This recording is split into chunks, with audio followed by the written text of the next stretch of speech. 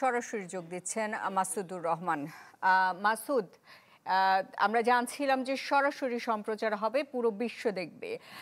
সে বিষয়ে জানাবেন। আরেকটা বিষয় জানাবেন যে যাদের অভিযুক্ত হয়েছে বিবাদী, তাদের পক্ষে আসলে এই আইনি প্রক্রিয়ায় কারা যুক্ত হচ্ছেন জানতে পেরেছেন কিনা?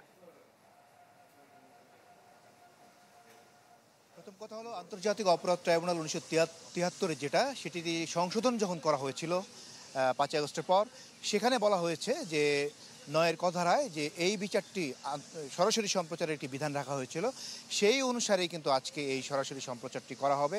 এবং প্রথমে আজকে প্রসিকিউশন যখন কিছুক্ষণ পর আমরা যতটুকু জানতে পেরেছি, আন্তর্জাতিক অপরাধ ট্রাইব্যুনালে শেখ হাসিনাকে প্রধান আসামি করে যে জুলাই আগস্টে যে নির্বিচারে মানুষ হত্যা হয়েছে, সেখানে সেই অভিযোগটি আনুষ্ঠানিকভাবে ট্রাইব্যুনালে দাখিল করা হবে।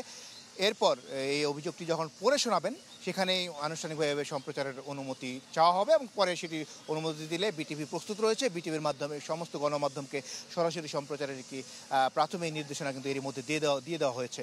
আর এখানে আজকে যেটি হবে, মূলত শেখ হাসিনাকে প্রধান আসামি করে এবং সাবেক স্বরাষ্ট্রমন্ত্রী আসাদুজ্জামান খান কামাল এবং সাবেক আইজিপি চৌধুরী আব্দুল্লাহ মামুন, তিনজনকে অভিযুক্ত করে ট্রাইব্যুনালের যে চার্জশিট তদন্ত প্রতিবেদনটি দেওয়া হয়েছে, সেটি আজকে অভিযোগ আমলে নেবেন ট্রাইব্যুনাল। এবং আমলে নিয়ে, যেহেতু এই মামলায় পলাতক রয়েছেন শেখ হাসিনা এবং পলাতক রয়েছেন সাবেক স্বরাষ্ট্রমন্ত্রী আসাদুজ্জামান খান কামাল, এদের দুজনের বিরুদ্ধে আবারও গ্রেপ্তারি পরোয়ানা জারি করা হবে। গ্রেপ্তারি পরোয়ানা জারি করার পর পরবর্তীতে আরেকটি তারিখ দেওয়া হবে, যেখানে শেখ হাসিনাকে হাজির হতে বলা হতে পারে, অথবা পত্রিকার মাধ্যমে তার বিজ্ঞপ্তি, তিনি যে পলাতক সেটি বিজ্ঞপ্তির মাধ্যমে দেওয়া হতে পারে।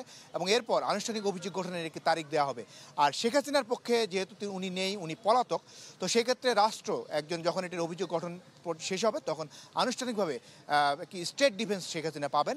সেক্ষেত্রে সেটি তখন যখন অভিযোগ গঠনের পরে এটা সিদ্ধান্ত হবে। তবে আজকে নিঃসন্দেহে বাংলাদেশের বিচার ব্যবস্থার একটি স্মরণীয় দিন, কারণ বাংলাদেশে এর আগে কখনো কোনো বিচার কাজ সরাসরি সম্প্রচার হয়নি। আমরা নাৎসি বাহিনীর কথা জানি, যেমন দ্বিতীয় বিশ্বযুদ্ধে সেটি সরাসরি সম্প্রচারিত হয়েছিল। জুলিয়ান অ্যাসাঞ্জের বিচার সরাসরি সম্প্রচারিত হয়েছিল। দক্ষিণ কোরিয়ার একজন ক্রীড়াবিদ, ওনার বিচারটি সরাসরি সম্প্রচার করা হয়েছিল। ভারতের আজমল কাসাব, ওনার বিচার সরাসরি সম্প্রচার হয়েছিল। কিন্তু আমাদের দেশে এই ধরনের রেওয়াজ নেই বললেই চলে, পরন্তু কোর্ট এজলাসের ভেতরে কিন্তু আমরা ক্যামেরা প্রবেশ করাতে পারি না। তো সেক্ষেত্রে এটি নিঃসন্দেহে একটি আইনের মাধ্যমে একটি ভালো উদ্যোগ। যদি ভবিষ্যতে বাংলাদেশের সর্বোচ্চ আদালত এটি ফলো করবে কিনা, এটি পরবর্তী দেখা যাবে। তবে আজকে শেখ হাসিনার বিচার আনুষ্ঠানিকভাবে অভিযোগ আমলে নেওয়ার পর শেখ হাসিনার যে বিচারের আনুষ্ঠানিক প্রক্রিয়া, জুলাই আগস্ট গণহত্যা নির্বিচারে মানুষ যিনি মেরেছিলেন, সেটির আনুষ্ঠানিকতা আজকে থেকে শুরু হয়ে যাবে। সুস্মিতা। মাসুদ, আপনাকে ধন্যবাদ। মাসুদুর রহমান আমাদের সাথে যুক্ত হয়েছিলেন আন্তর্জাতিক অপরাধ ট্রাইব্যুনাল থেকে। বিশ্বমানের থার্মিক্স রড, সালাম স্টিল থার্মিক্স, দেশের একমাত্র থার্মিক্স রড।